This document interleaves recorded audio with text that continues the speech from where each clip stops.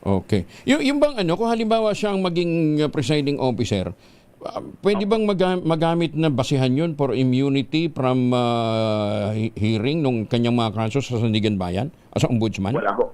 Wala, Wala hindi. akong katuturan yan. Okay. Dahil ang kanyang pananagutan ay katiwalian. It has nothing to do with the impeachment trial. Ngayon, ang nabanggit nyo, ang isang choice is si Senator Gatchalian. Subalit nga, ang problema, hindi siya abogado. But there's another choice.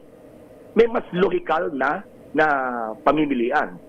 Yung kanyang katukayo, Francis din.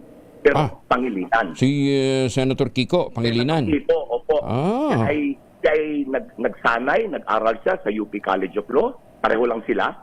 Si Senator Kiko, merong malinaw na advokasya sa malinis na pamamaraan ng o pangangasiwa sa pamahalaan. Yung mga advokasya niya. And wala siyang bahid ng korupsyon. Sa mahigit na 10 dekada niyang nasa Senado, hindi ho siya nagkaroon ng skandalo.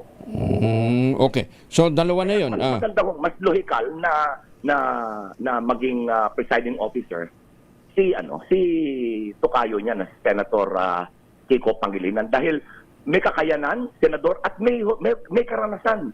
Dahil siya ho ay dating naging senator judge nung impeachment trial ni dating Chief Justice Corona.